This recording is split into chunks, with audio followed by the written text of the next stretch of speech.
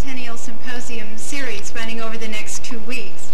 I'm Susan Kaplan, chair of the series, and my committee and I are very happy to see you all here. We're delighted, and we thank you very much for coming.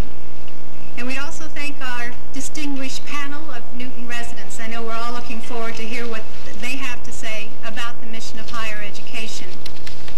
I'd also like to thank Andover Newton for hosting the symposium series, and I would also like to thank Continental Cablevision for taping all 4 evenings. This particular discussion will be on tomorrow night at 8 o'clock on Newton Cable Channel 13, so you can all stay home tomorrow night and watch it all over again. We'd also like to invite you to meet with our panelists at a reception in their honor following tonight's discussion. And I can give you directions on how to get to the faculty lounge, which is located downstairs in this building after the discussion. Now, I want to point out that many of you saw the Tricentennial materials in the lobby. There are many events coming up. This is only one of many wonderful things going on. And we have tickets for some, tickets for more of the symposia, and I certainly urge you to take a look on your way to the reception. Newton, Massachusetts, the program book just arrived today, so be the first one on your block to have one. It is now my pleasure to introduce Newton's mayor, the Honorable Theodore D. Mann.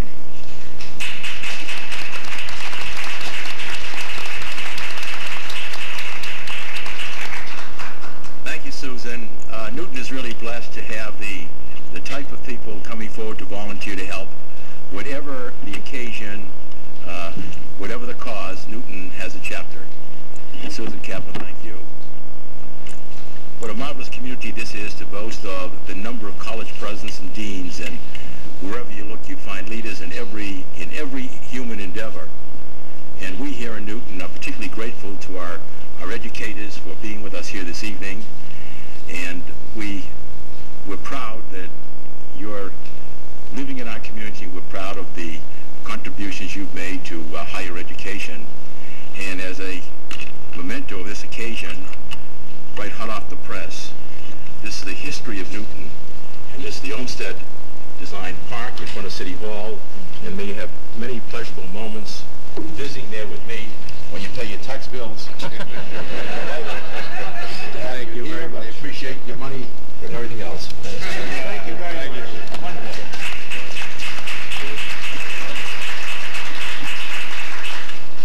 And our host, the highest on the hill, the towers on the heights reach to heaven's own blue over at Boston College, and I think Andover Newton, you just have about the same height requirement for your operation.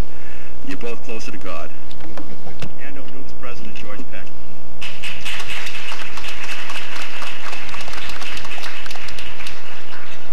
Mr. Mayor and ladies and gentlemen, it's my pleasure to welcome you to Andover Newton Theological School.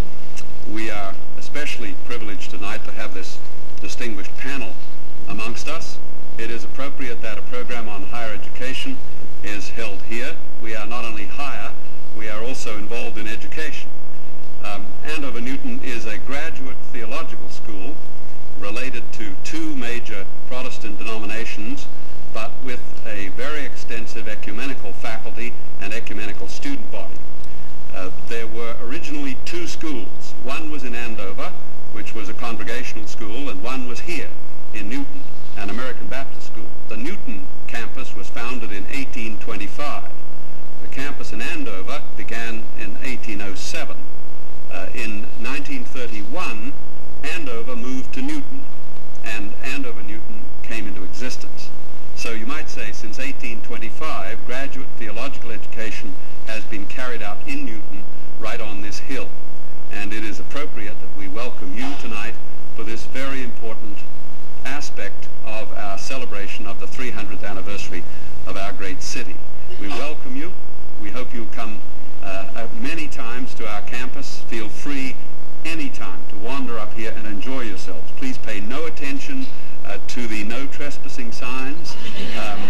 We have to put them up for police purposes, but they are not aimed at you. You are more than welcome anytime to enjoy our lovely campus. Thank you. being here, and we hope this is a profitable evening for you all.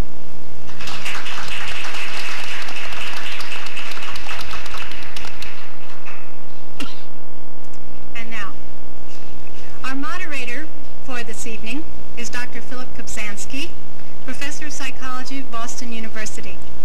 Dr. Kubzansky has served as the university's Dean of the Graduate School of Arts and Sciences from 1966 to 1975.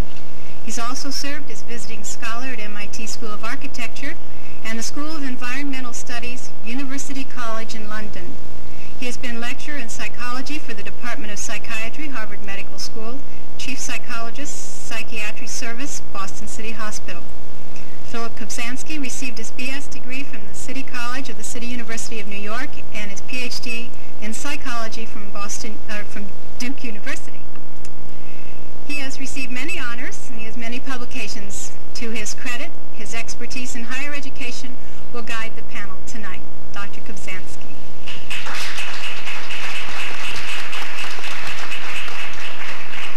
Thank you very much. It's an honor to be here with my fellow citizens of Newton, and indeed my fellow citizens of Newton here on the panel this evening.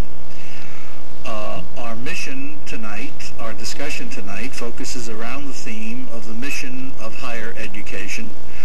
The panel will come at this question broadly, each from the perspectives of their own work, of their own positions, of their own institutions, and I think the collective picture of issues in higher education that will come out of that, I think, will be both interesting and important for all of us.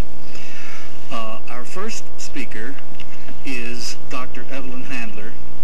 Dr. Handler has served since July 1983 as the 5th president of Brandeis University.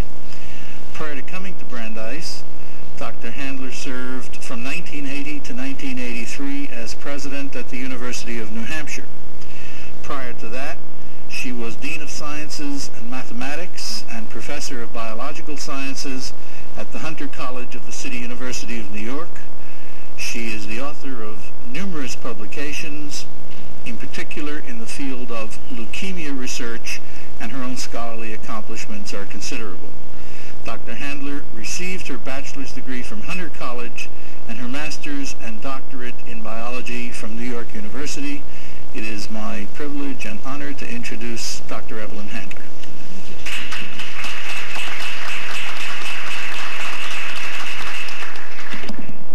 Mayor Mann, President Peck, Dr. Kubzansky. Thought I'd lift this, but it isn't going to work. It's a pleasure to be here today in the distinguished company of my neighbors in Newton, whom I don't get to see as often as I like, traveling more than I tend to stay in Newton. But it is indeed a lot of fun to, I think, talk about our favorite subject with the panel, subject of higher education. In fact, I find myself talking about it with educators, with non-educators, and lately it's become the favorite cottage industry in the United States to knock higher education. In Massachusetts in particular, there are so many of us educators that we tend to outnumber the rest of the citizenry, and so we can sort of form a collective, circle the wagons when times get tough, and defend ourselves. In other parts of the country, it's not quite so easy. But what is the mission of higher education, and what do we look at it to be at Brandeis University, and what has it been historically in this country? It certainly is not news to any of you that from the onset of institutions in this country, private institutions of higher education, institutions have been training young people for the professions. In the earliest days, for the ministry, for law, for medicine, and with the subjects that were covered in private institutions, such as the institutions where Dr. Rosovsky serves so elegantly, individuals who came from different walks of life went into the professions.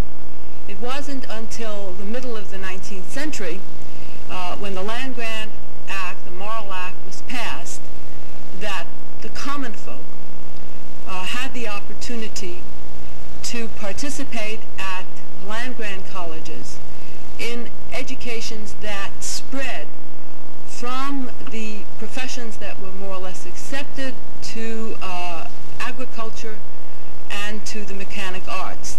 The many land-grant institutions which arose in the middle of the 19th century and which later became the backbone of not only public higher education in this country, but in the ability of this country to compete economically and in every other way, and to become and to help this institution become the great power, or this country become the great power that it is, that the children of the poor really could begin to take advantage of what higher education was all about. But it was really professional training, even in those years, that was intended for those young people.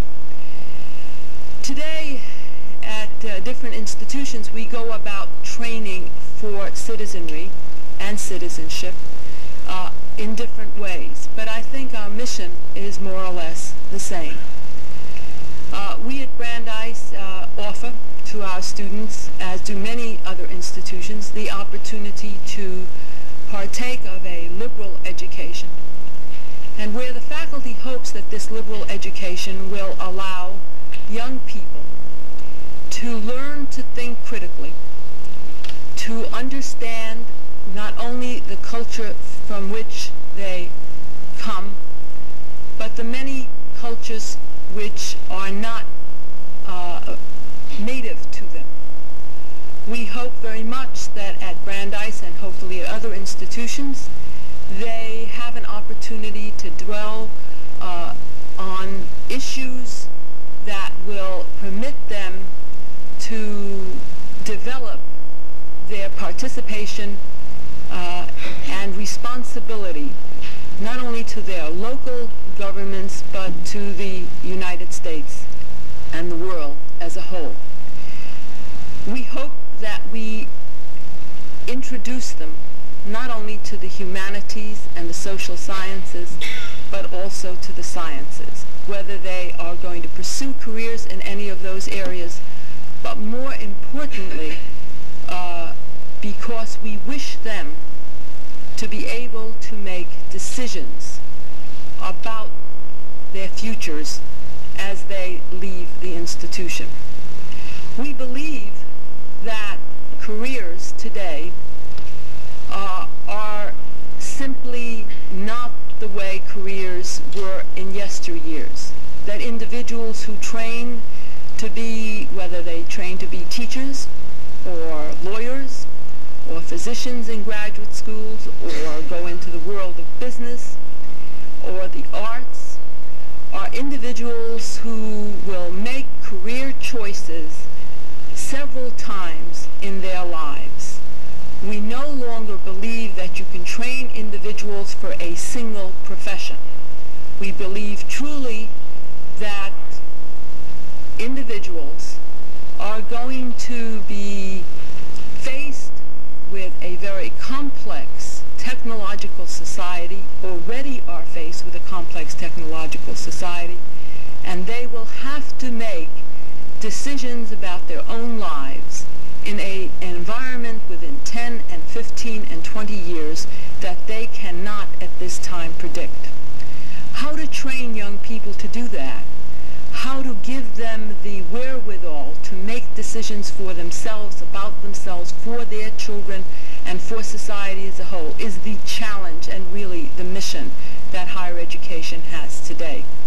It is one of the missions. It is the mission that I have chosen to emphasize for you. Another aspect of that mission is allowing young people who have not had the advantages of most American young people who live in societies such as in Newton to partake of the so-called American dream, and to also partake of what will be a wide choice of careers in the years ahead.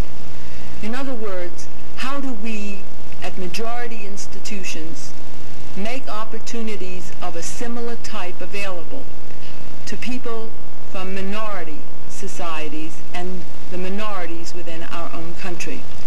How is it that we can, in our institutions of higher education, make it possible for young people to succeed at institutions such as Brandeis University? We think that one of the most important functions that we have as an institution of higher education, in addition to our research and teaching function, and within the teaching function, is to provide a climate of success, a climate of opportunity to young people from every walk of life, and to meld the differences that young people bring with them from different nations abroad, as well as from different parts of our society within the university community.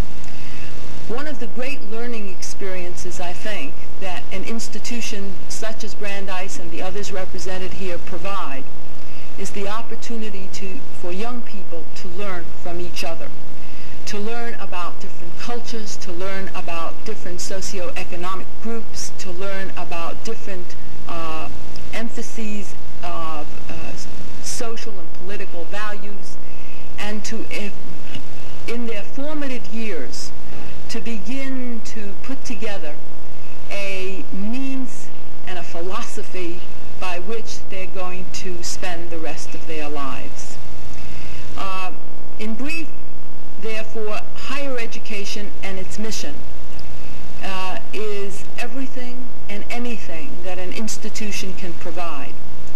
The difficulties that we have is to refine it to an opportunity that will focus the student on his culture, on other cultures, and other experiences that will, at the end of a given period of time, which we have decided to call 4 years in the United States, bring about a more totally developed, socially adaptable, critically thinking young individual. Thank you very much.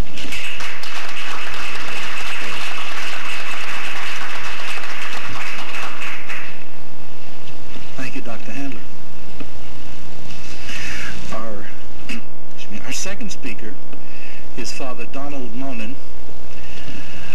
Father Monan entered the Society of Jesus in 1942 and was ordained to the priesthood by Francis Cardinal Spellman in 1955. He earned a doctorate from Belgium's University of the Louvain and did postdoctoral research at some of the world's great institutions in Oxford, in Paris, and Munich, with philosophy as the focus of his academic training and scholarship. Father Monan's academic career as a teacher began in 1949 at St. Peter's College in New Jersey, where he taught philosophy until 1952. In 1960, he joined the philosophy department at Lemoyne College in Syracuse, New York, where he became chairman in 1961. While at Lemoyne, he also served as director of the honors program, academic dean, and vice president. And since August of 1972, he has been with us here in Newton when he accepted the appointment as president of Boston College. It's my pleasure to present to you Father Donald Monan.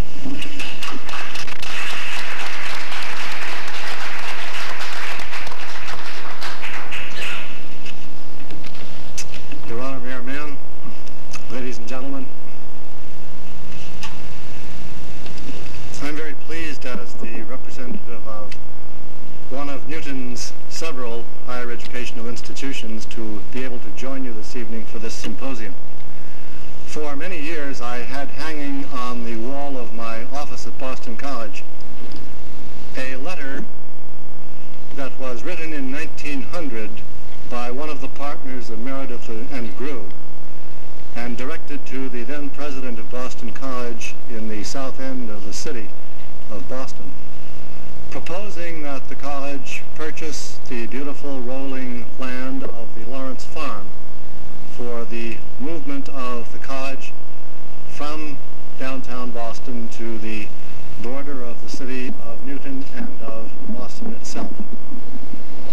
And indeed, that land was purchased, and in 1913, the Tower Building at Boston College first opened its doors exactly 75 years ago, and since that time we have been residents of this lovely city that has been a marvelous asset to our growth, and I hope that Boston College has also been an asset to the city of Newton.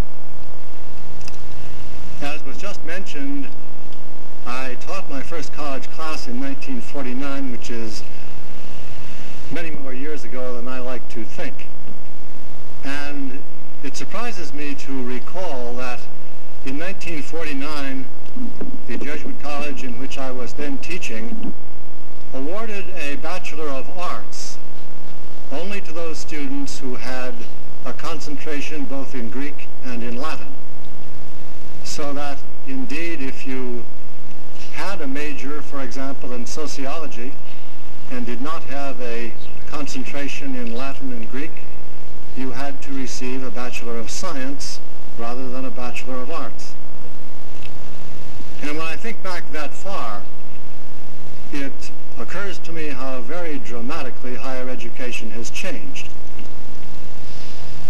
At that time, when students would apply for entrance to the college, if they felt that they had to work 20 or 30 hours a week, we really advised them to go somewhere else because there was that much homework expected of them that we thought that if a student had to work that much during the course of the week, his academic work would suffer and he really should attend another institution. Well, in those 40 years, we have had fantastic diversification in the size of institutions, in the programs that institutions offer, in the clienteles that attend higher educational institutions. And I want to dwell just for a moment on something of the diversity in higher educational institutions. Because coming from the city of Newton, where we have a marvelous educational system and where almost everyone goes to a higher educational institution, usually a 4-year one, I think we lose perspective on how very different higher educational institutions really are. In a sense, they all have the mission and the purpose of developing the intellectual talents of individuals for their personal fulfillment and also for the contributions that they can make in the best interests of our society. And yet, institutions do dramatically differ. If you simply look at a classification of schools like the one that the Carnegie Foundation publishes, last year there were 13 million students in the United States attending institutions of higher education. But of the institutions represented by the four of us, doctoral granting and research universities, public and private, there are only 2.5% of all the educational educational institutions in America that really are of that type. Only 2.5% of the 3,300 colleges in America are really represented by the four people who are here. And yet when you think college or university, I'm sure you think of a Boston College, you think of a Harvard, you think of a UMass, or you think of a Brandeis. These are all doctoral granting, and in one case a genuinely research university. On the other hand, 2/3 of all of the institutions in higher education today are community colleges. 2,200 of the 3,300 colleges and universities are 2-year community colleges. 40% of all the students attending higher education don't go to a Harvard or a Boston College or a Brandeis or a UMass. They go to a community college. And, as I mentioned, of all of those institutions, only 2.5% are institutions like ours. If you put together public and private research and doctoral granting institutions, they comprise only 6% of all of the colleges and universities in America.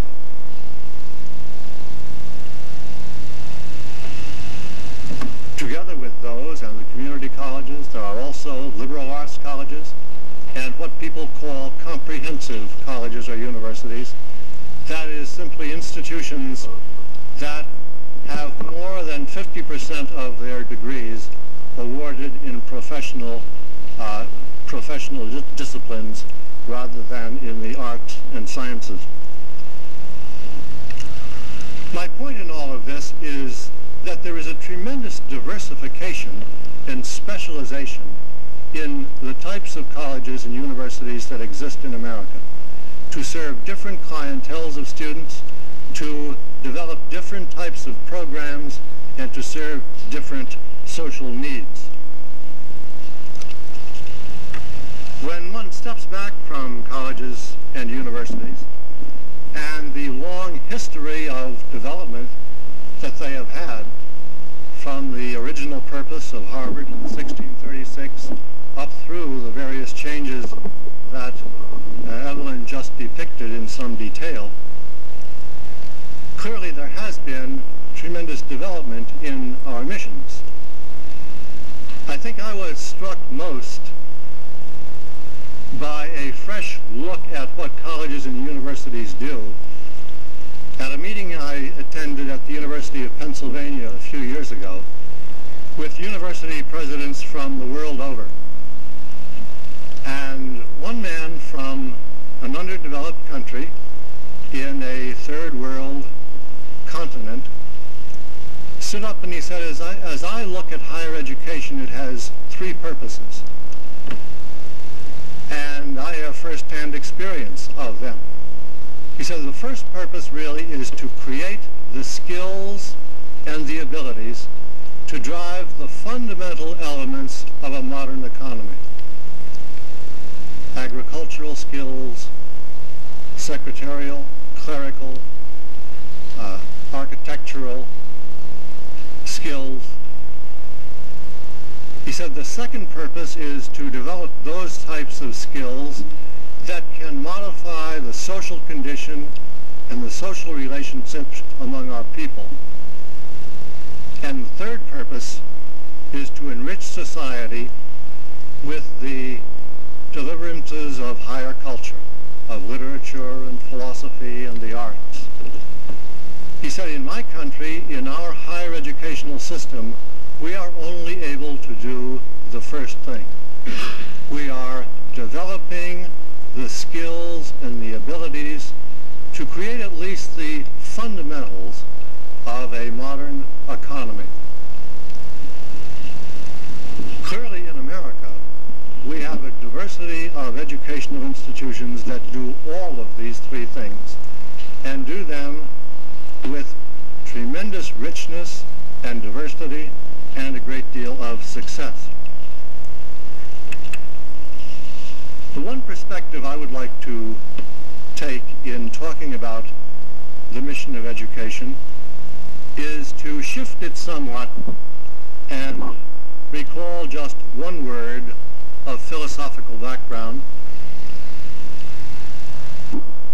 and say that the Greeks recognized that in human life there are two things that are constant for each of us: the experience of change and the desire for some type of permanence. And it strikes me that the university is the only institution in society that prepares for change and that also is an element that gives constancy and permanence to society. And it does that because it is only the institution of higher education that is responsible for the transmission of knowledge and also for the communication of values. Because it's knowledge that creates change, that adapts to change, that allows us to understand change. And it is values that give identity and a sense of constancy and of permanence. And it really only is, in American society, the university that has that double purpose of communicating both knowledge and values. And indeed, in the mid-50s, when many higher educational institutions said they really were completely evaluationally neutral, that they existed only for knowledge alone, and that values were to be found either in churches or in families or in some other social structure. It was interesting and indeed ironic that when institutions wanted to surrender responsibility for values, that within 15 years they were racked by some of the greatest crises higher education has known, crises over values, over the values of war and peace and poverty. Now, why there should be an institution that puts together both knowledge and values, I suppose, is a deep philosophical question. And yet it comes down in one way or another to the fact that truth and goodness are in some way related. And I suppose they're related because mind and heart in each of us are in some way related. And because freedom and foresight in an individual are somehow related. And in one sense, therefore, that is what I see to be the mission, at least expressed rhetorically, of what higher education tries to do. It has the responsibility of communicating both knowledge and values, and in that sense making a contribution to society that no other type of institution really does. The diversification in higher education in America, of course, is much greater than that in other countries of the world. I think that that diversification in one sense is the great pride of American education. We cannot all be judged by the same standards because we do not all have the same purpose. We have very differing purposes, and yet there is that overriding mission of all of ours to communicate both knowledge and a sensitivity to the values that are important to society. If I see a problem in higher education, it is not the diversity in our programs or in our institutions. It is not really the lack of quality across institutions in this country. It's going to be rather the capacity to find clienteles, to be able to prepare adequately for the challenges of the next century. And this, of course, is not a problem so much of colleges and universities as it is a problem of all society and of our high schools and of our grammar schools and of our cities and towns. To be able to prepare young people of all classes, of all races, of all ethnic backgrounds, in a way that they can take advantage of the tremendous resources that are in America in our higher educational system. That challenge, I don't think by any means we have addressed successfully, and it is one that within the next 12 years before the opening of the new century, I certainly hope that all of our ingenuity can be bent in order to find more successful ways to make accessible to everyone the great resources in education that our country has. So thank you very much.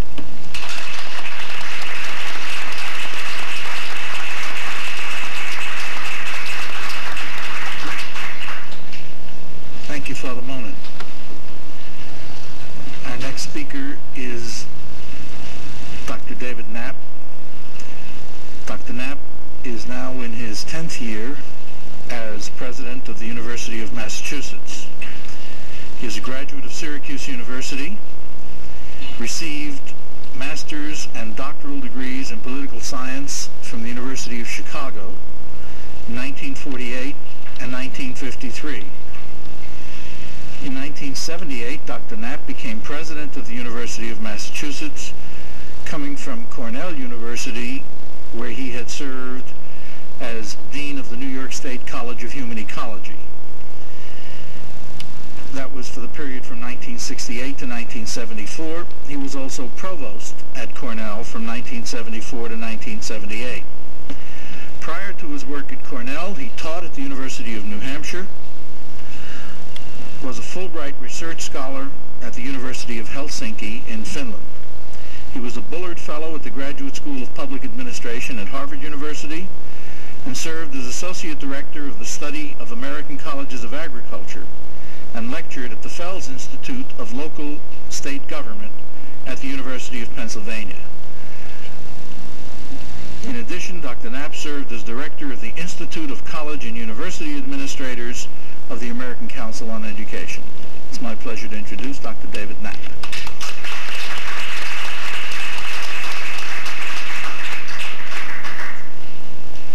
Good evening.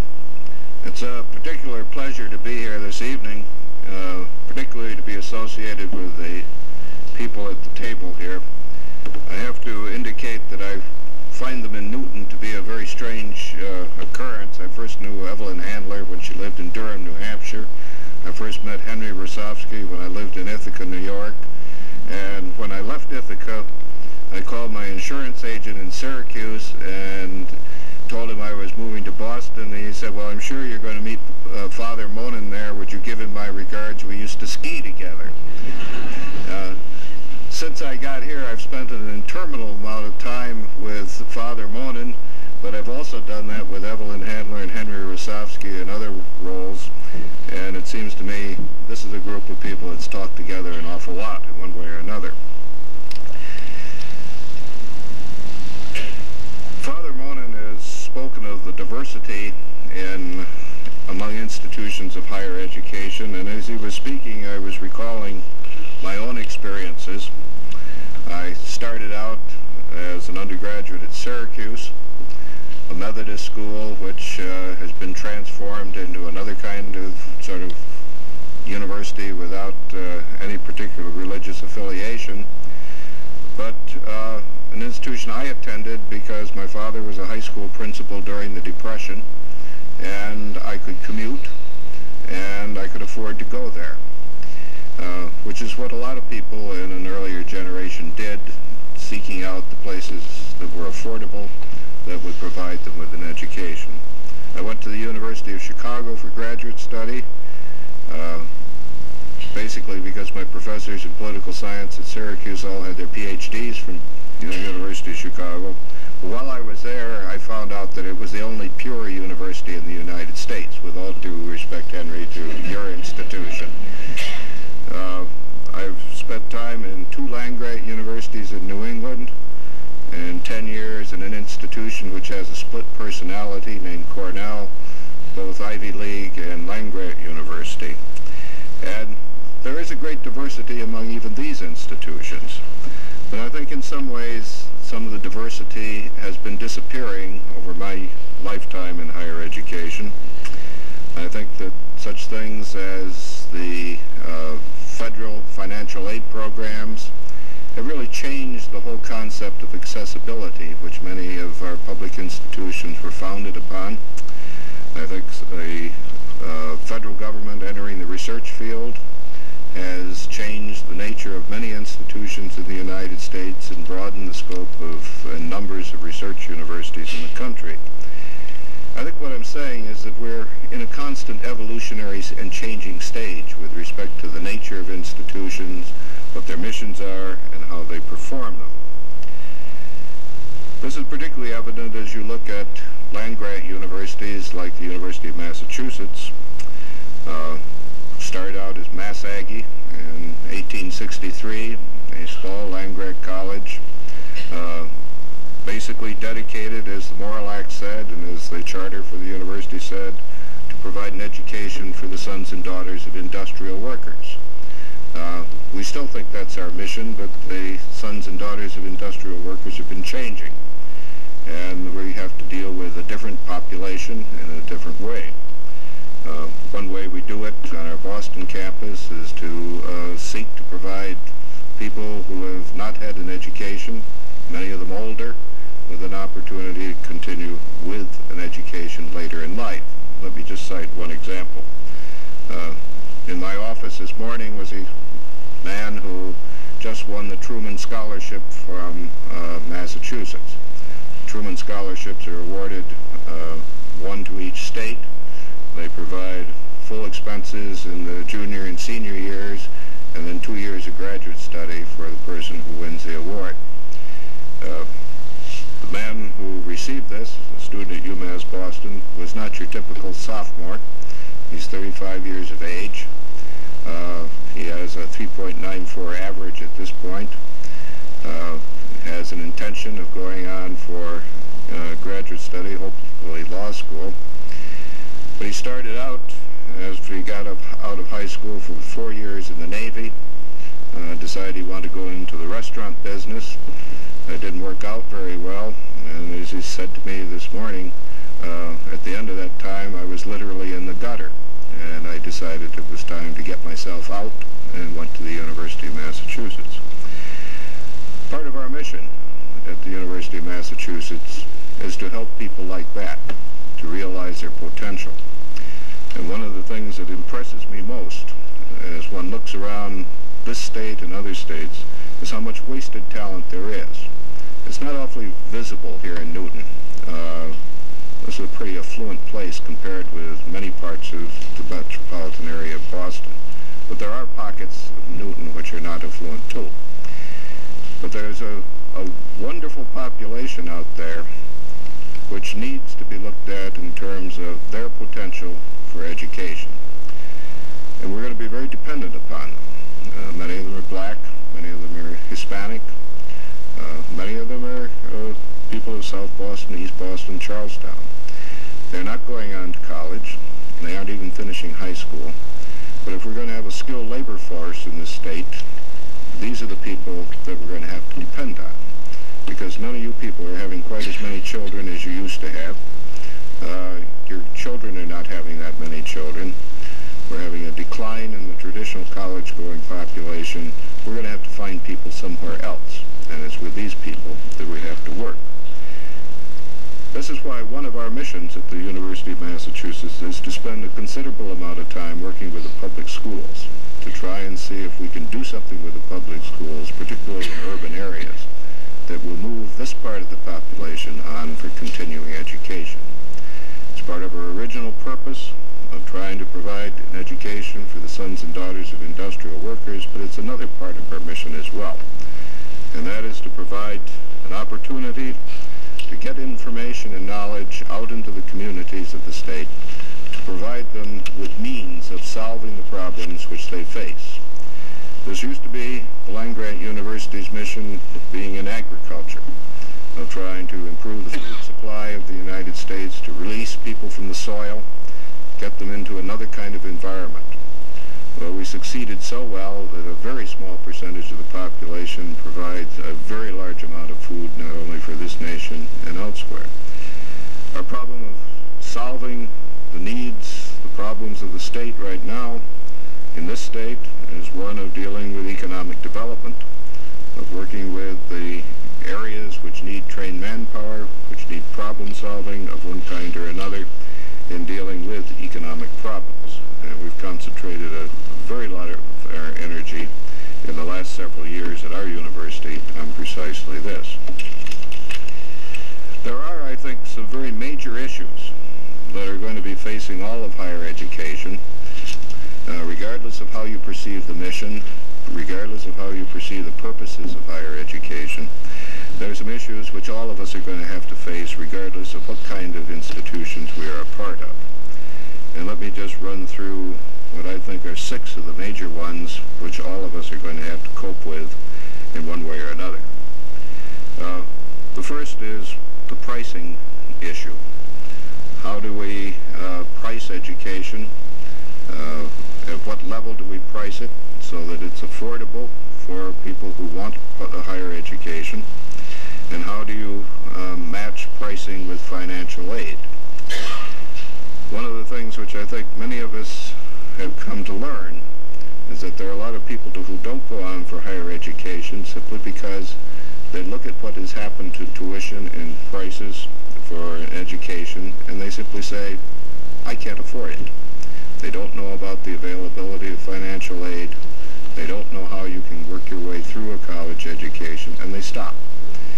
And I think there are far more of these people than there should be, and many of them very bright people. But pricing and financial aid are going to be critical problems. A second critical problem is going to be capital investment. Anyone who works on a higher education campus knows about the deterioration of buildings, knows about the problems of keeping up-to-date equipment so that you can have state-of-the-art education, so that you can deal with advances in knowledge. I'm not sure what's happening in the private sector in higher education now, but I do know it's extremely difficult to get capital investment funds for higher education out of the Commonwealth of Massachusetts. We've had one capital budget bill in the last 7 years, and one that the governor introduced 18 months ago has been sitting in the legislature on dead center ever since. Yet you cannot have decent education and meet the needs of students without more capital investment at this point. We have another problem of dealing with student supply. We have a downturn in the number of students coming out of the high schools.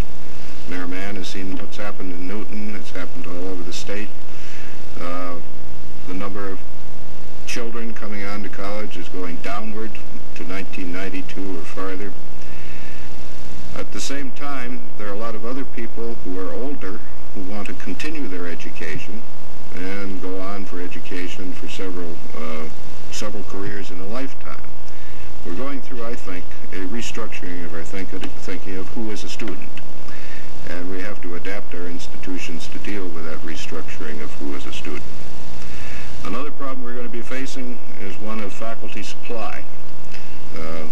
All the people who went into education at the time all of us did up here are going to get ready for retirement fairly soon, and we aren't awfully sure of what the supply is going to be of new faculty for the future.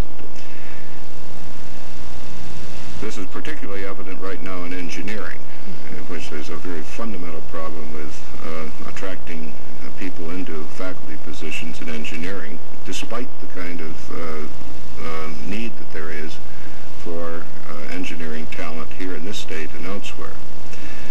Another problem, which you read about, and you could be watching on WGBH this evening, the problems of dealing with minorities and racism on campuses. It's not going to be a problem that goes away. It's going to be around for a number of years. And unless we begin to address it seriously and systematically in our universities, as well as in society as a whole, I think we're in for severe problems down the road. Finally, it seems to me we have to look at a potential problem for all of higher education, which deals with our skewing of higher education and its priorities and how we think about ourselves.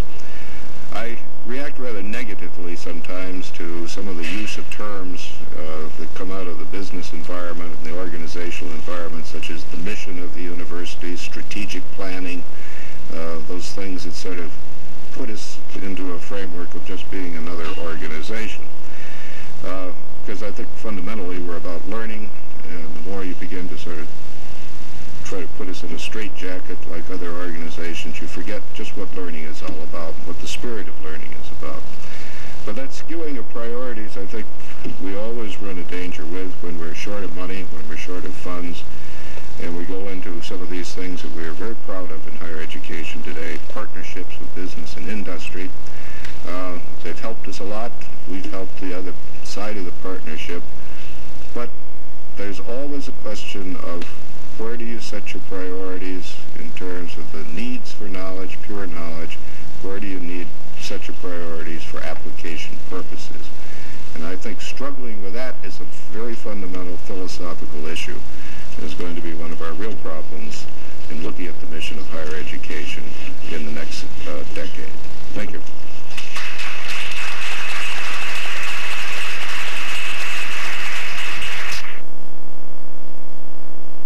Professor at Harvard University in July 1984.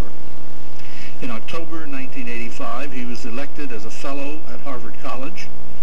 He's been professor of economics at Harvard since 1965 and served as chairman of the economics department from 1969 to 1972. From 1967 to 1969, he served as associate director of Harvard's East Asian Research Center. And from July 1973 to June 1987 to June 1984, he served as Dean of the Faculty of Arts and Sciences. Dr. Rosovsky received his bachelor's degree from the College of William and Mary and his master's and doctoral degrees from Harvard.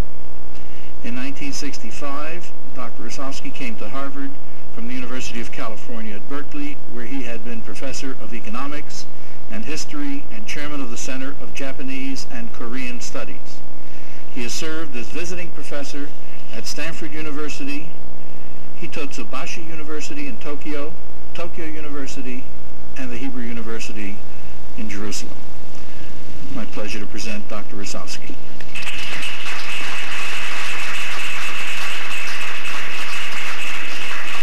Thank you very much, Mayor Mann, distinguished members of the Tercentenary Committee, fellow panelists, and ladies and gentlemen. I am very happy to be permitted to be here tonight because I am a Newton resident, but I'm not a president. So somehow I managed to sneak in here, and it is a very happy occasion. I suppose I also have more experience than most of the people in this room in celebrating anniversaries of this type, since Harvard just celebrated its 350th. And I hope that the Newton anniversary will be even more magnificent. I want to approach the subject of the mission of higher education slightly differently. I would like to read to you three of my favorite quotes about higher education, perhaps to add a comment or two, and perhaps a thought or two of my own. The first quote I'd like to read to you comes from the Ordinance of 1787. And this is very interesting because, as you know, this is the 200th anniversary of the American Constitution, and educators throughout the United States have been desperate in trying to find anything in the Constitution about education. The Constitution, unfortunately, says nothing whatever about education. That in itself is revealing because education is a private matter. I mean, a state matter. It's not a federal matter. But they managed to find the Ordinance of 1787, which just preceded the Constitution. It is a very important act. And it does say something about education that's been dragged out this year and repeated over and over again. Let me read it to you. It says, "Religion, morality, and knowledge being necessary to good government and the happiness of mankind, schools and the means of education shall forever be encouraged." Now that is enough to make any educator feel great. Most of the people, though, never read beyond this. Let me read you the next sentence. It says in this same act, "The utmost good faith shall always be observed towards the Indians. Their lands and property shall never be taken from them without their consent." Well, I draw from this a moral. Things are not always what they appear, and I suppose especially when it comes to the federal government and education. We have to be careful with the words that come from particularly the federal government, and we don't really always know exactly what the intentions are. The next quote I'd like to read to you comes from a commencement address that was delivered at Harvard in 1936 by John Buchan. John Buchan some of you will remember, was an author, also Governor General of Canada, Baron Tweedsmuir, a Scotsman. Author, in fact, of the 39 Steps. I hope that some of you remember the movie. This is what he said on that occasion. On one thing, we shall be all agreed. I am speaking to a gathering of alumni, of former students, and we must regretfully confess to each other that the great day of Harvard is over. The great day of every university on the globe is over. At some date, about 40 years ago, a golden age dawned on the world. Its beginning coincided with the appearance in Cambridge of the older members here today. In that age, life was more interesting than it can ever have been before. Men were bolder and more humorous. Friendship was a richer and warmer thing. The world was a succulent oyster waiting to be opened. Let some new Gibbon explain how the decline began. The subject is too painful for those who have suffered from it. It is sufficient to say that brightness has fallen from the air and the twilights of the gods descended. The few good men who are left from that time are now like Falstaff, fat and growing old, but at any rate they keep some rags of decency about them and are determined to testify to unbelievers of the great era in which they once lived. I am sure there is no one here today, however pitiless his optimism, who will deny that since we ceased to be undergraduates, civilization has most grievously declined. Well, I submit to you, ladies and gentlemen, that there is a lot of wisdom in this passage, because I do feel that much of the criticism of higher education today that's been alluded to by other panelists is representative of hopeless nostalgia. There never was a golden age that I'm aware of. And in fact, if we simply look at many segments of our population, not only was there not a golden age, but the situation today is far better for many segments of our population.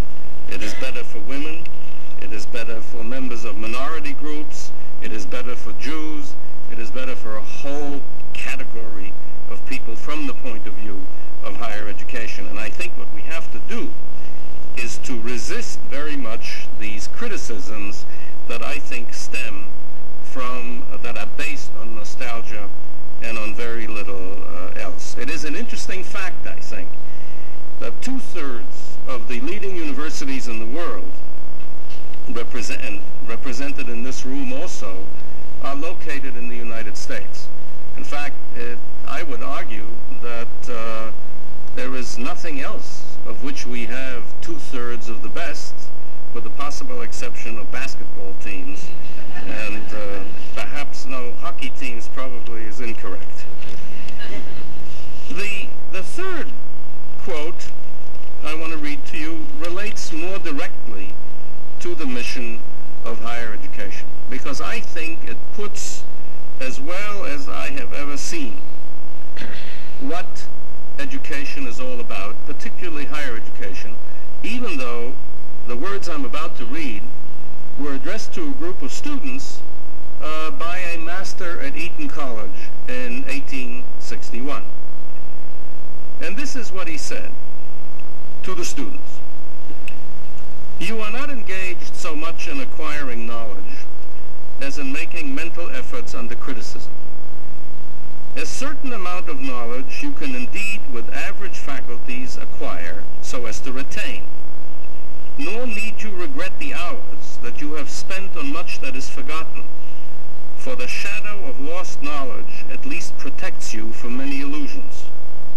But you go to a great school not for knowledge so much as for arts and habits, for the habit of attention, for the art of expression, for the art of assuming at a moment's notice a new intellectual posture, for the art of entering quickly into another person's thoughts, for the habit of submitting to censure and refutation, for the art of indicating assent or dissent in graduated terms, an art totally lost today, for the habit of regarding minute points of accuracy, for the habit of working out what is possible in a given time, for taste, for discrimination, for mental courage and mental soberness.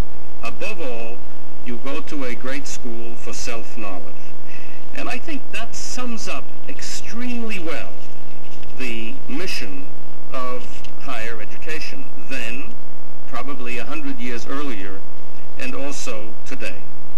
Now, it is true, as the panelists have mentioned, that there are some special problems with higher education today from the point of view of what we teach our students. I think there are two problems that are particularly important. Both of them have been mentioned. The first one is this. The growth rate of knowledge today is far more rapid than it has ever been before. There are many indices to prove this point, but I think it's obvious that the rate of growth of knowledge, the number of scientists, the number of publications, simply the accretion of knowledge is more rapid than it has ever been in the past. And that means, of course, that one has to be careful and not structure education simply along an effort to cram somebody's head full of facts, because facts and theories are going to be outdated very quickly in our society. And what is important is to give people not only a basis in fact, to be sure, but also the capacity really to deal with change, as has been said. Second point has also been made, and that is that it is said that everybody today has, I believe, 3 careers and 7 jobs. I don't know that it's 7 jobs and 3 careers. But the point is that for many, many people today, lifetime learning is a very important thing. It's particularly important for women, by the way, because women more likely than men to leave the labor force at certain points in their careers. Perhaps that will change in the future, but I think that's true today. And then to rejoin the labor force, and for them, the capacity to engage in lifetime learning is particularly important. So in the end, I think it comes down to the mission of higher education, at least from the student's point of view. The one thing that has been ignored by all of us on this panel, in a sense, is the whole mission of research, and perhaps we can talk about that during the discussion period. But in the end, it does come down to sort of what our vision of an educated person is. Let me simply conclude by repeating a few thoughts on that subject that I developed some years ago when I was very much engaged in the question of curriculum and curriculum reform. And it does seem to me that it is possible to define an educated person, and I would define the person that way. First of all, the educated person does have to have an ability to think and write effectively and to communicate effectively. We cannot take that for granted in our society today. It is a very difficult and important standard to meet. Secondly, I think that an educated person has to have a critical appreciation of the way in which mankind gains knowledge of our universe, our society, and ourselves. And that probably involves what I would call an informed acquaintance with the mathematical and experimental methods of the natural sciences. That's what Evelyn mentioned.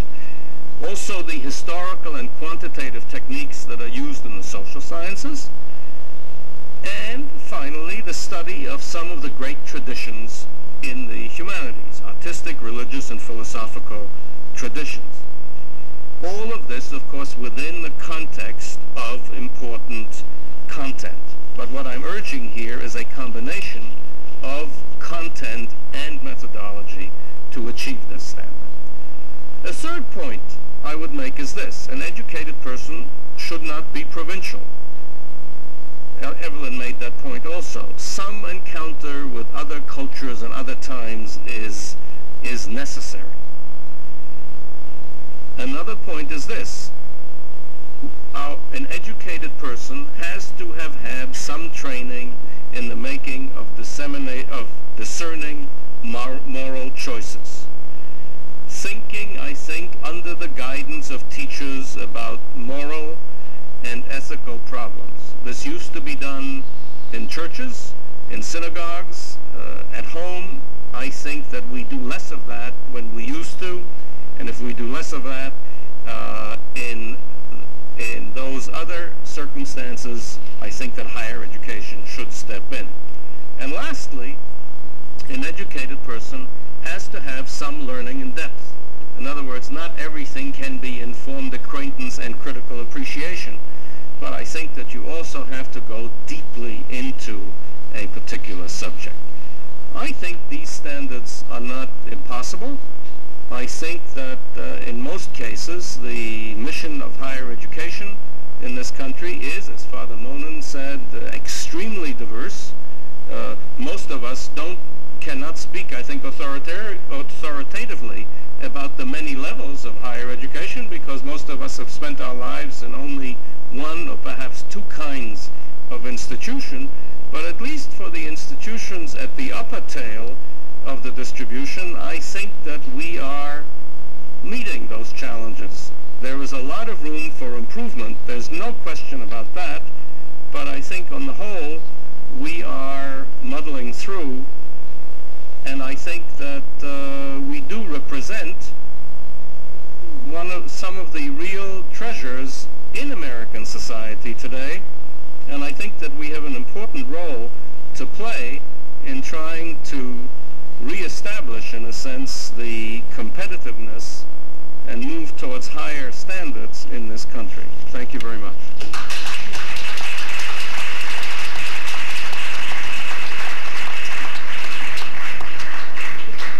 Thank you, Dr. Rosovsky. Is it the panel's interest to assent or dissent from the remarks any of you have made? Assent? Assent. Uniform assent. Doesn't sound like the university I know and love.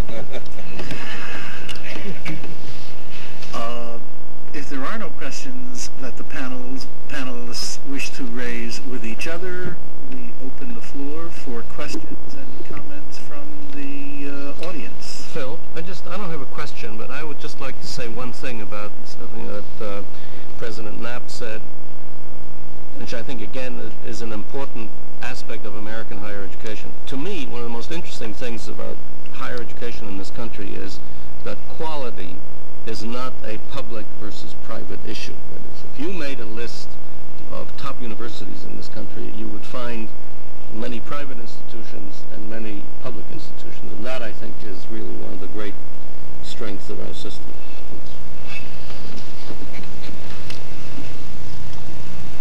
Questions from the audience? Comments? Mayor Mann. Some of the youngsters we're sending to you from Newton School or school generally, do you find them ready for you? What are your observations about the process from the division of higher education to what for them when? Volunteers? Just say a word. The Newton School, well known as state of Massachusetts. Boston College is quite selective in the sense we take freshmen every year out of about 15,500 applicants, and about 60% of those kids are in the top 10% of their graduating classes when they leave high school.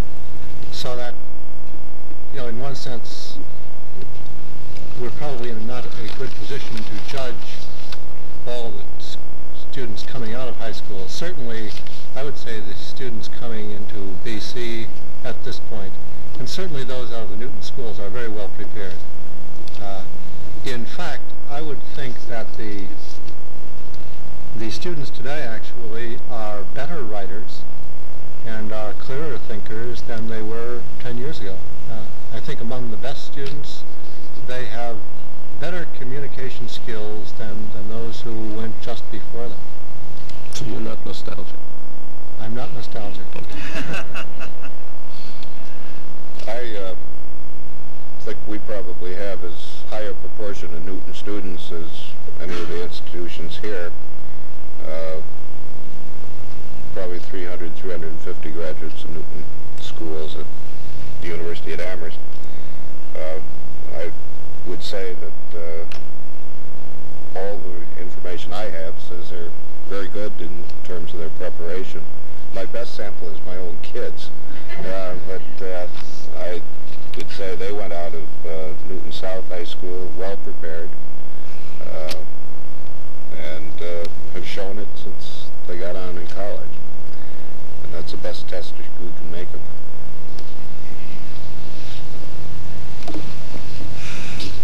You want to say? Sure. We have a considerable number of Newton students, as many of you know, at Brandeis University, and we also are a selective institution, as you well know, and we are very pleased with the training.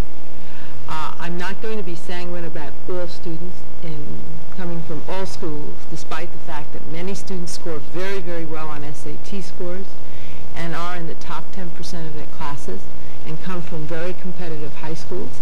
We do pick up problems, and I think most institutional representatives and presidents or deans, if they want to be very, very honest with any audience, will tell you that there are problems with communication skills, sometimes with analytical skills.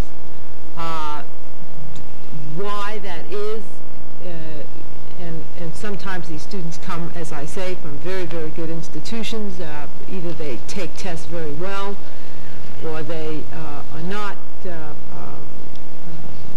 really demonstrating their lack of training on the tests that are entry requirements for most institutions. I have many conjectures, but I will hesitate to generalize. But where I differ, and again it goes back to the way we were, I have a funny story to tell about the way we were. I listen a lot, especially at a young institution. I listen a lot to the way we were, because it's better. It's got to have been better before than it is now. It's always better. Nostalgia, Henry, is there, even at 40-year-old institutions, let alone at 350-year-old institutions. But I think, truthfully, that we are detecting, for a lot of reasons, at all institutions, some problems with some students. But I think that probably, if we are honest and look back at how students were trained years and years ago in the high schools, there were problems then as well. The problems were maybe different, but there were problems. Well, I'd like to address this issue from a slightly broader point of view. It's undoubtedly true that, let's stipulate that the Newton schools are good. That's not a very interesting conclusion in a way, because it's a very large country, and there are 20,000 independent school districts in this country, and that's where the problem comes in. Problems are greater today, but that doesn't mean that things were better long ago, because long ago we were dealing with very different kinds of students. When Harvard was essentially a school for white gentlemen from New England, one could easily sort of achieve a level of homogeneity that's absolutely impossible today, and that would be wholly undesirable, especially because I would have kept me out. But I think that given the problems, there is no need to look back to the way we were. We've got to address the problems now, and I think there the problems are considerable. And it seems to me that the major educational problems in this country are at the primary and secondary school level, and not in at least the kind of higher education that we represent, and probably not even at higher education at far lower levels, much more in primary and secondary school. And there, if you look at international comparisons, what's happening in the United States is very, very serious. We are not preparing students well in the basic subjects, in writing and history, and I'm surprised that nobody has mentioned mathematics, because that is really I think a disaster area in many parts of American secondary education, and it affects so much else. So that's a very serious problem, and how to address that, that's not the subject tonight, but it's a very serious issue. Question in the back. The universities have had a great contribution to promoting better international understanding.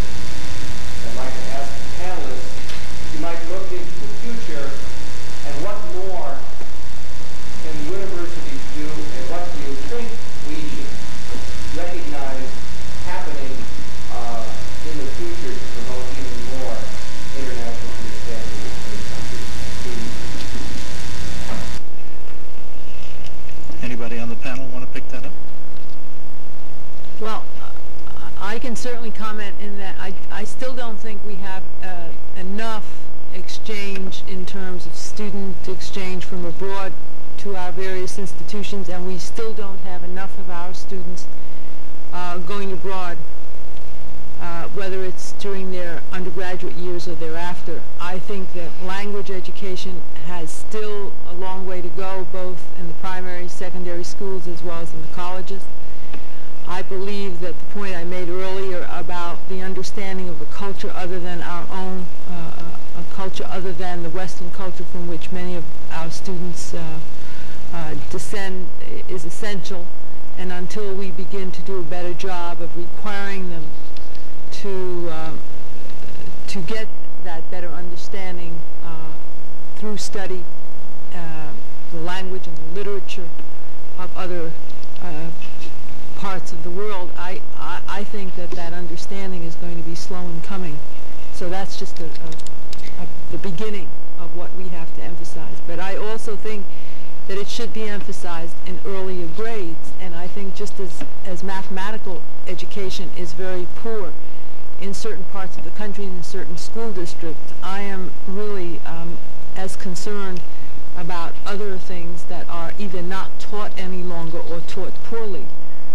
One of the areas we tend to neglect, I mean, we don't even teach our own geography, let alone the geography of the world.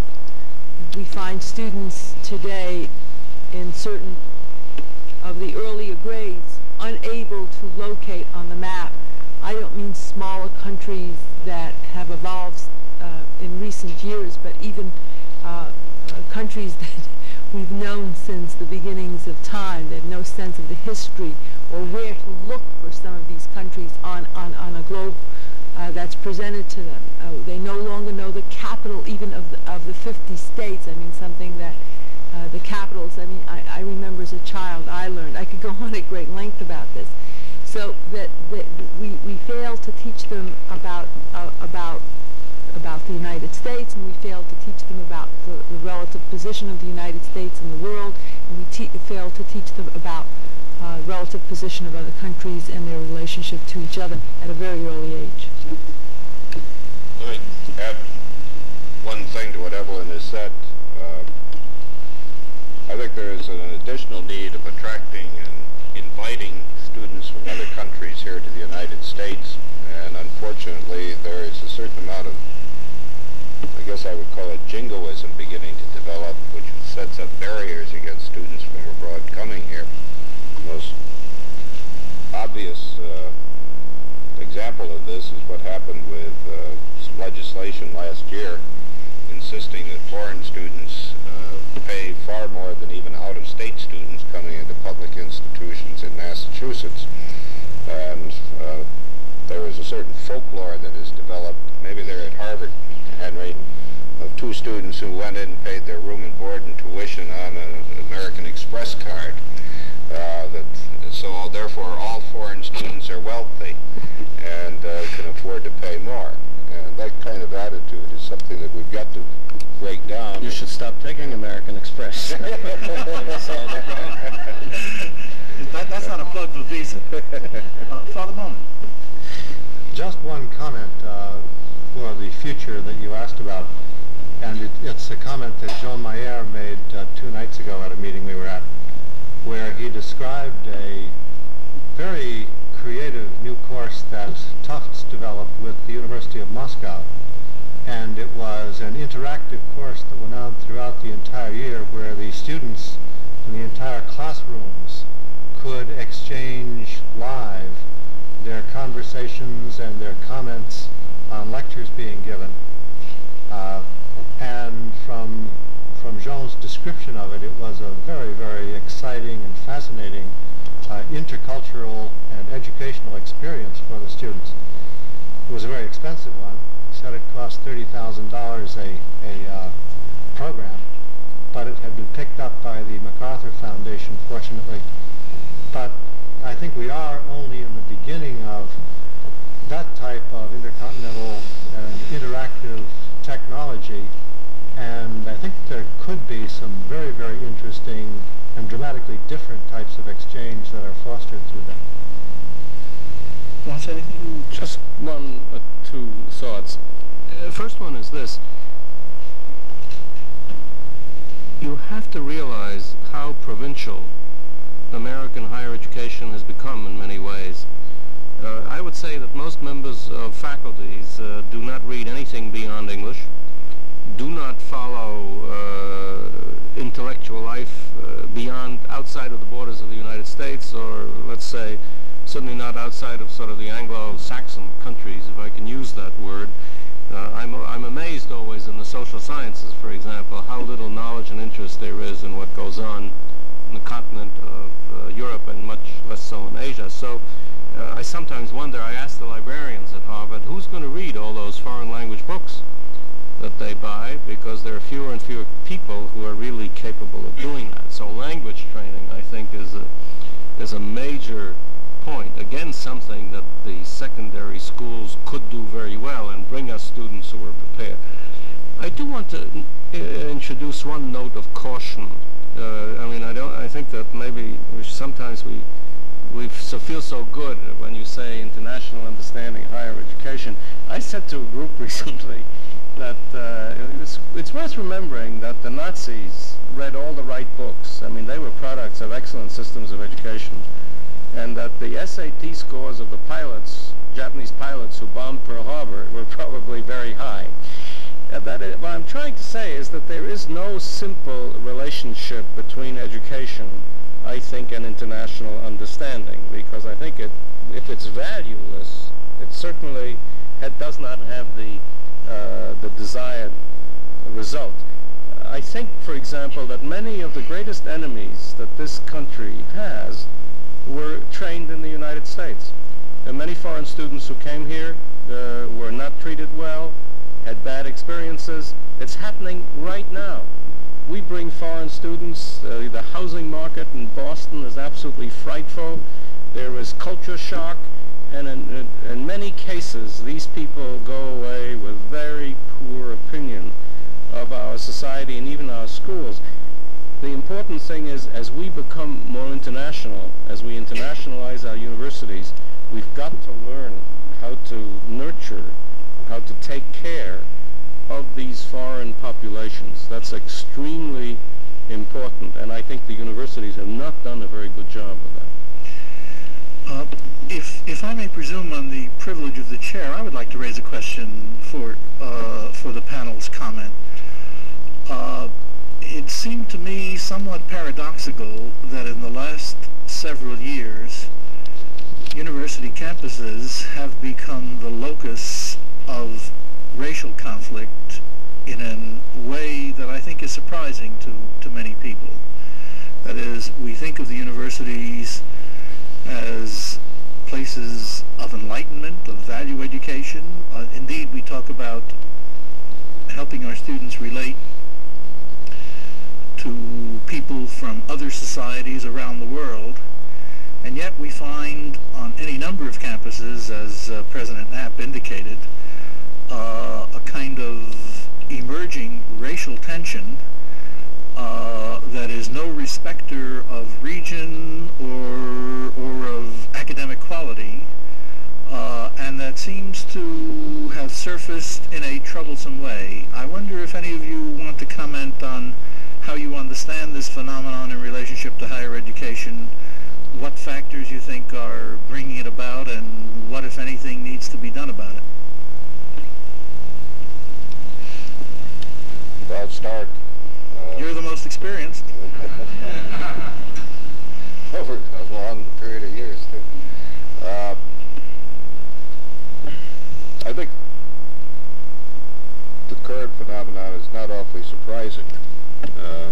What you do in a university is bring together young people from places like Newton and Boston and various other places where they have lived, and they bring with them exactly the same attitudes they had when they got there. And some of them are different attitudes, and they start playing them out, one against another. It's a very intense atmosphere. When you put, as we do at the Amherst campus, 18,000 young people together in a very small town, things are going to be very emotionally intense with them. I think society itself is not really faced up to some very fundamental racial feelings, which are fairly submerged, but I think they're coming back again in some of the degree of intensity that we felt them back in the 60s. I don't know if there are any magic solutions. I think there are a number of ways in which you can work more effectively on campuses in counseling and helping people to come together. I think that you can do more in your educational programs to explore different kinds of attitudes. But I think it's got to go back beyond that. I think it's kids bring their family attitudes, they bring their grade school attitudes with them, and you've got to start looking at racial issues much earlier than waiting until you get to your university level. Other comments, if any? David mentioned among his 6 problems the minorities and racism, and certainly on colleges and universities campuses, if there are problems of minorities and of racism, they're not the same thing. There certainly are problems with the education of minorities, and that is largely a matter of preparation and the problem of the much greater numbers that society needs to be able to be prepared to come to fine universities and take their place in contributing to society after they graduate. The problem of racism, I would like to think at this point, is not as great as the media currently would make one believe. Certainly across the country there is a fair amount of tension on a certain number of campuses. And on certain campuses there have been, especially in the Midwest, there have been some fairly explosive incidents. I would hope, actually, though, that we can control the manifestation of incidents of racism and keep in some measure the amount of concentration we put on problems of racism at this point. Because there are a lot of campuses where there's simply, despite the publicity that has been widespread, where there simply have been not only not any incidents, but I think as constructive a relationship between the races as at least I have seen in the course of this past year. Question?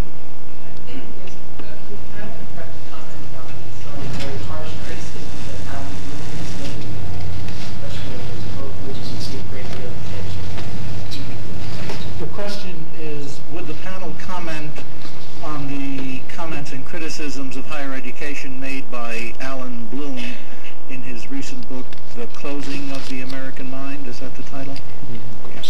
Well, I've actually read the book, so maybe, and I had occasion to debate Mr. Bloom.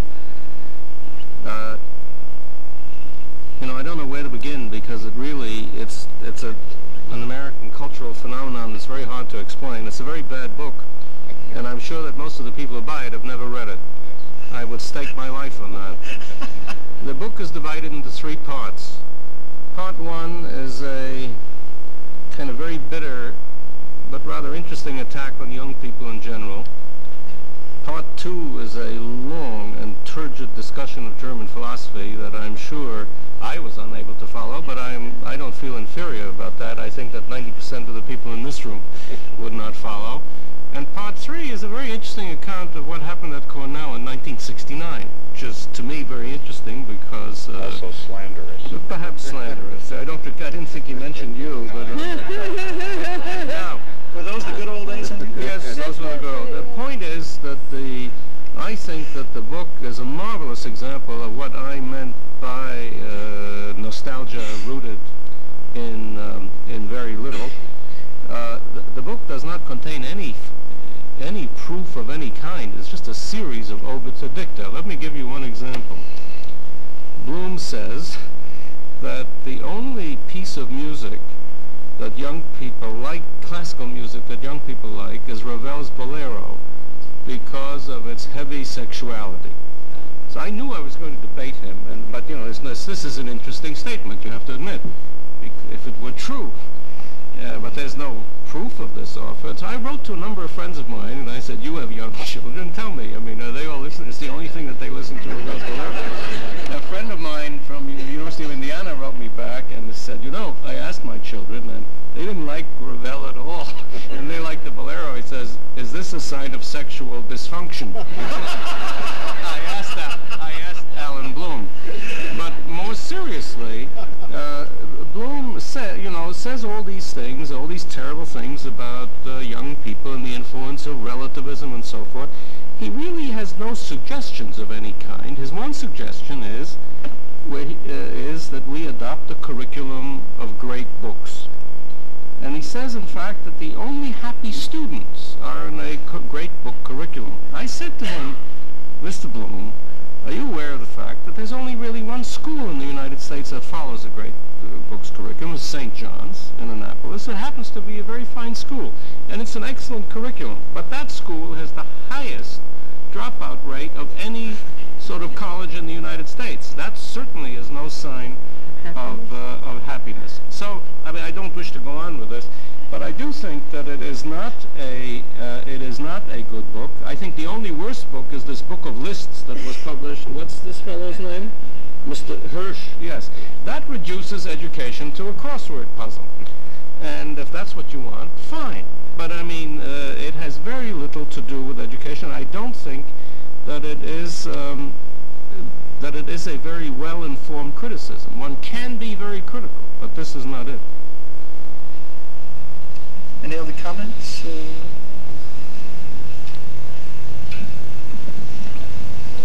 Question back, gentlemen. When I first read the announcement of this meeting, if I'm not mistaken, it was announced that it would be objectives of higher education, and then it was toned down to the mission of higher education.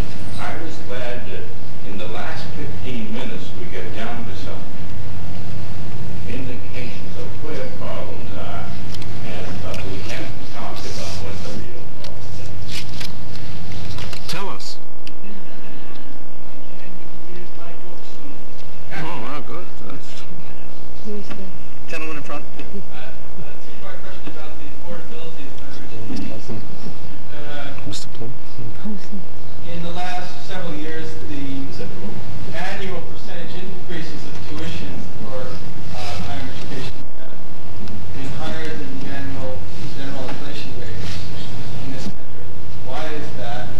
And second question is, what are going to be the means in the future of dealing with affordability of college, particularly in the light of the fact that students are graduating now with incredible burdens of loans and making career choices heavily influenced by that debt burden.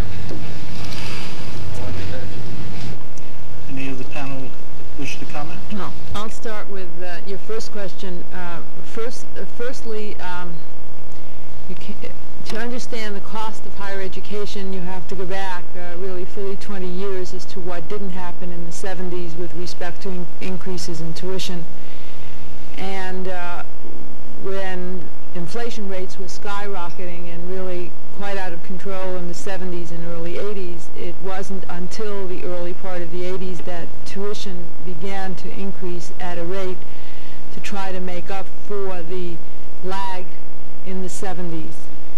It is certainly the case that faculty salaries, maintenance of facilities on the campuses, and the refurbishment of scientific laboratories, the continued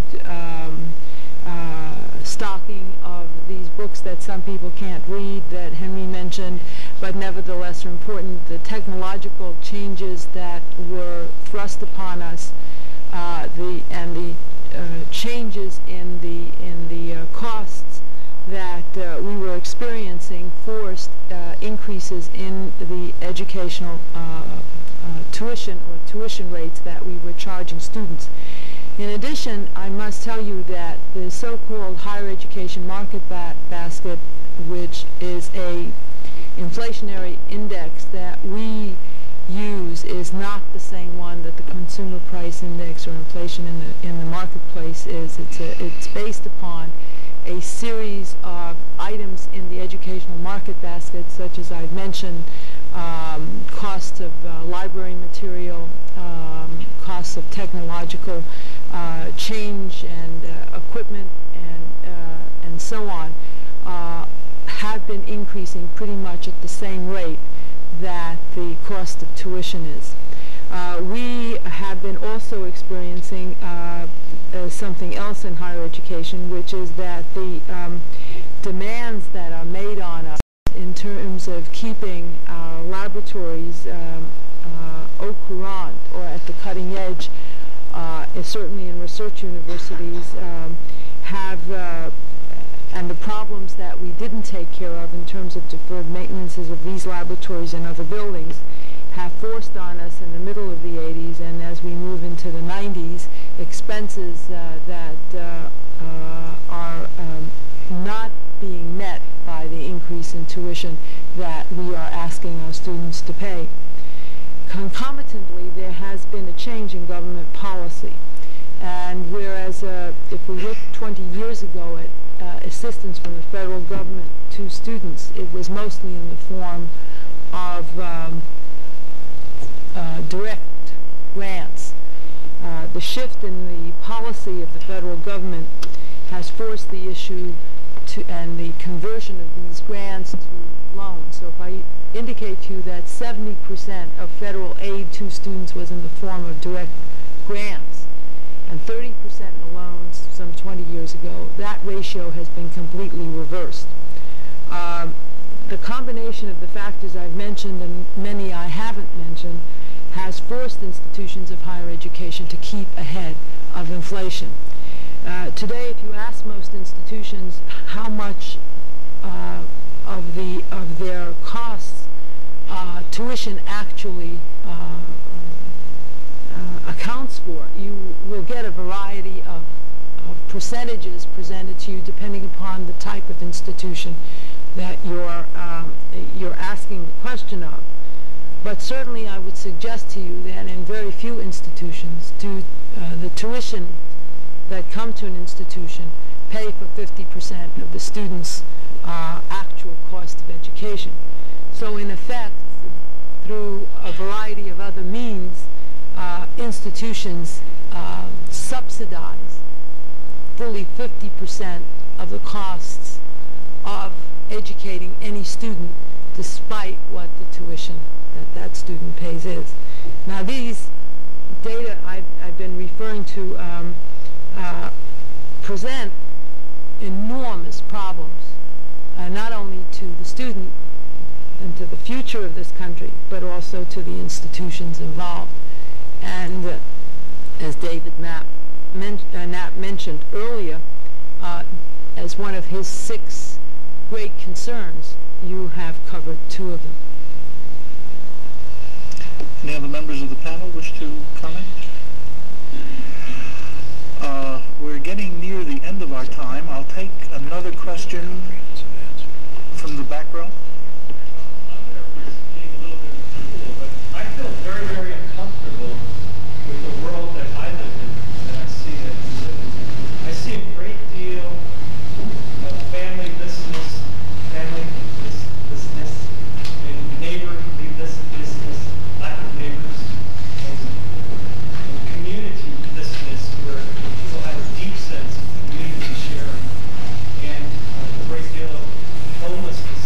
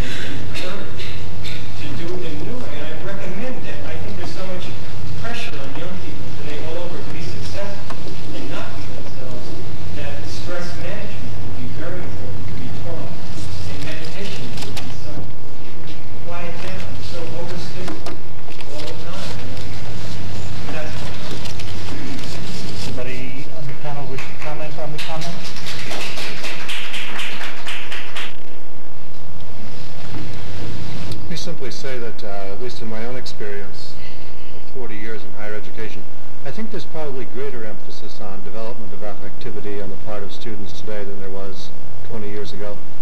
And I think on a lot of campuses, perhaps not universally, but I think on a lot of campuses one of the most distinctive things the students help create themselves is a very genuine sense of community. I think that's one of the most characteristic things about youth today on college campuses, that they are pretty effective in creating pretty supportive community-type atmospheres among themselves. And, yeah. I would bet if we had researchers on listening to go around in discussions and ask what people heard of what other people said, that very rarely do most Americans know what was said to them and what it meant, and perhaps what the feeling was behind it. I think we're so reactive all the time that that skill is a critical one that is missing in this culture. I think the last comment gives us something to strive for. Question of the goal of higher education and the place of that in higher education. On behalf of the audience, on behalf of the community, I would like to thank our panel for their very interesting and provocative remarks. And with this, close our discussion here and invite you all to come down to the reception downstairs, where I gather there will be Susan Kaplan will tell us more. I'd like to add my thanks, too, on behalf of the Tricentennial Committee, and thank you, Dr. Kubzansky, for moderating this. I'm sure we all have a lot of questions, more discussion. Let's continue it informally in the faculty lounge. If you would just please walk up, go through the door that you came in, take a right, go